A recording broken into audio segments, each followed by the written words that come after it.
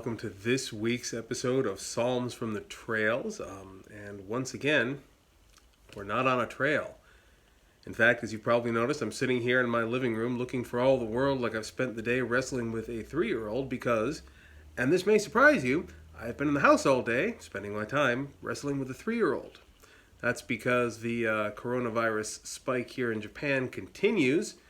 I got kids at home, the days are rainy, and there is no escape from having to live life at home for a bit. So, instead, you're getting me from the house this week, which I suppose is better than last week because I was so buried with kids that I didn't even get around to recording a psalm. So I apologize for that.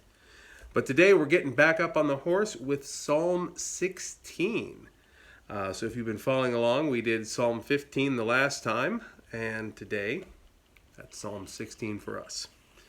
So let's go ahead and jump right in with Psalm 16. I am reading on my iPad from the NRSV, New Revised Standard Version, which is my recommendation as always.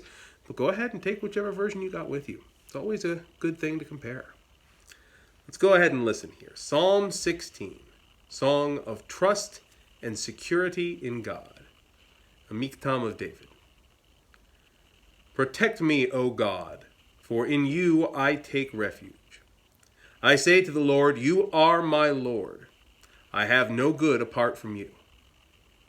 As for the holy ones in the land, they are the noble, in whom is all my delight.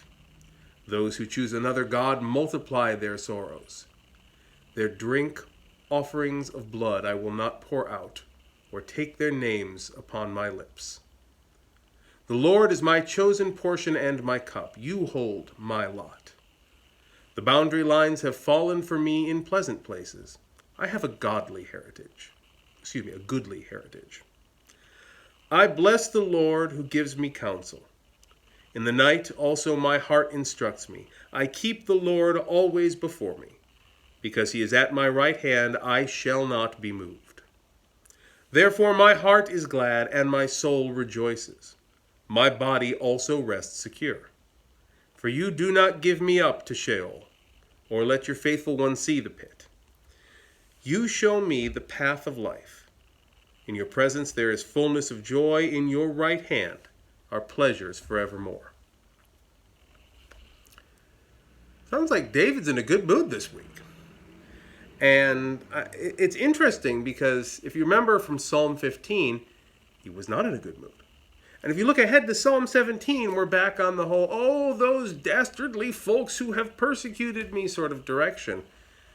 And here we're back on to, oh, praise be the Lord on high, the maker of heaven and earth, yada, yada, yada. He's in a good mood.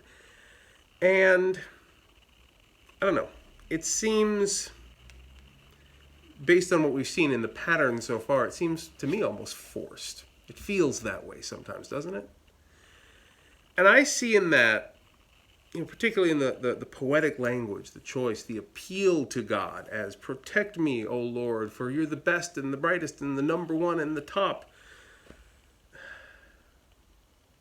It seems like his praise is less authentic and more deliberate.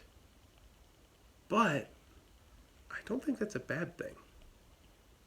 I think something we run the risk of in this modern, very feelings-driven era where we approach religion as a thing of the heart and not a thing of the mind or a thing of the will.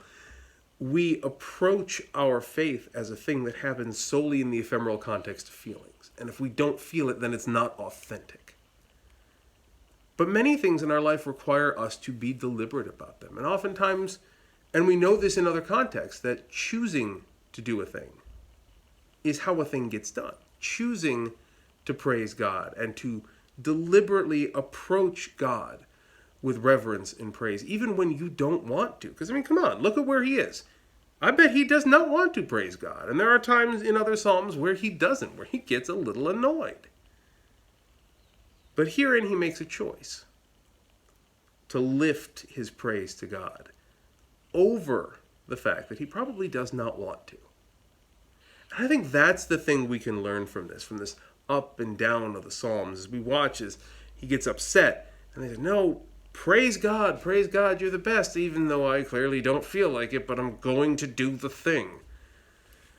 Sometimes faith is an act of deliberation. It's an act of choice. It's knowing, look, I am so pissed I'm going to say the wrong thing. Lord knows any of us who've been in a relationship have been there, have been angry with someone, sometimes even irrationally, to the point where we don't want to say a good thing that we know we are supposed to say, that we know that we should say. We want to compliment our spouse even though we don't feel like we want to. We know we should. We want to lie and say terrible things because we are angry. Fighting against that is not limited to our relationships with each other, but we're human. It goes into our relationship with God as well. And this choice to sing a song of trust and security in God in a time in which he is not having trust and doesn't feel secure, that's a mood. That's a choice. And it's a good one. And it's something I think we can all learn from. That's where I'm going to stop it for today. But I want to invite you guys, if you're still listening along, first off, thanks. But if you are still listening along, I want you to join us, if you can, with some of the new stuff we've got going on. This week, we're continuing our remote pastoral care series, and we got a doozy for you this week, coming out on Friday, that's tomorrow. Gonna be a good one, so keep an eye out for that. Saturdays on the Discord server, we have our weekly meet-up time where we get together and check in. That's 10:30 p.m. Japan time or 9:30 a.m. Eastern Standard Time. It's on our Discord server. And hey, if you haven't joined the Discord server yet, now would be a really good time to do that. We've got a Bible study on the book of Mark that's just kicked off. A little inconsistent yet because I'm trying to get the timing right on it, but it's in a text thread, so you can get in the conversation, read everything that everyone said, be involved in this running Bible study, however you like. So come join us. We got a lot going on, and we'd love to have you as a part of our little community.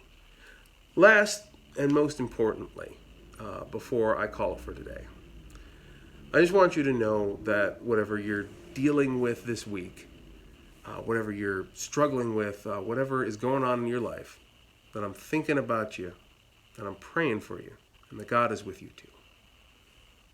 Take care.